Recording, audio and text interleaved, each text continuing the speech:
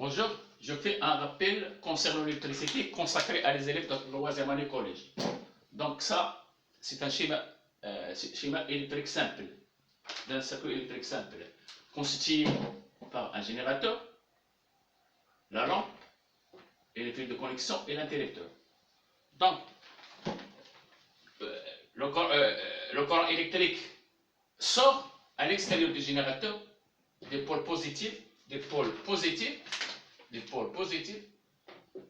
et circule dans le circuit est retourné vers le pôle négatif. Pour mesurer la densité du courant électrique, on a besoin d'un instrument de mesure qui s'appelle ampèremètre, monté dans le circuit en série. Par exemple, on peut monter ici, en série.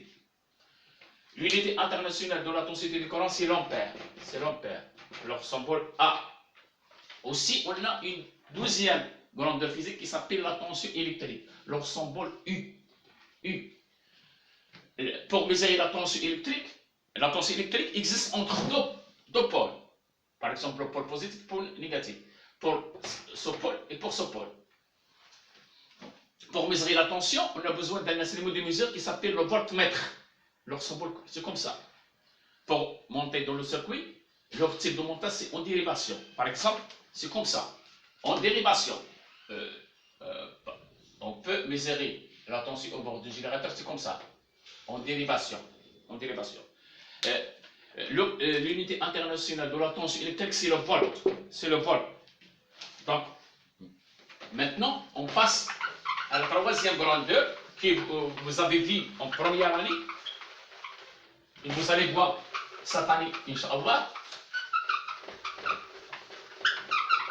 Si la grandeur, c'est le conducteur ohmique.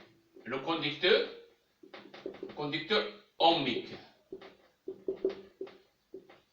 On va voir le rôle du conducteur ohmique. Comme vous avez vu, le conducteur ohmique diminue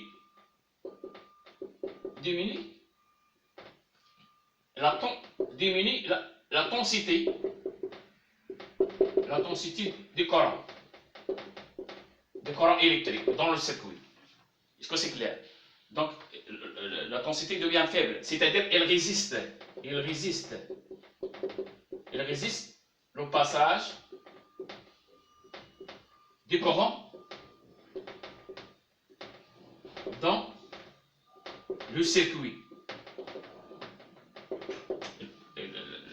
Lorsqu'on ajoute le conducteur ohmique, c'est-à-dire la lampe, il devient moins éclat.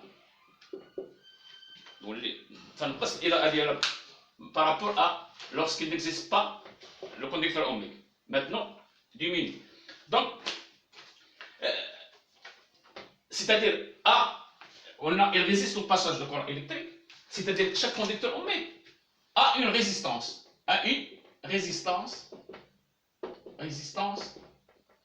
Électrique.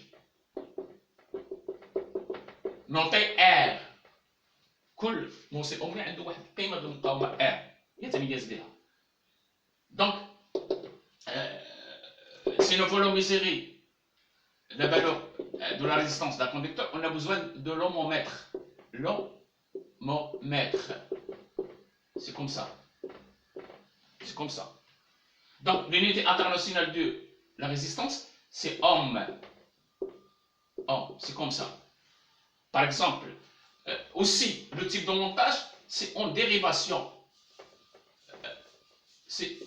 Par exemple, on a une résistance, R, nous voulons mesurer leur valeur, on le branche comme ça. Par exemple, on suppose que, par exemple, dans ce cas, R égale 22 ohms. Merci.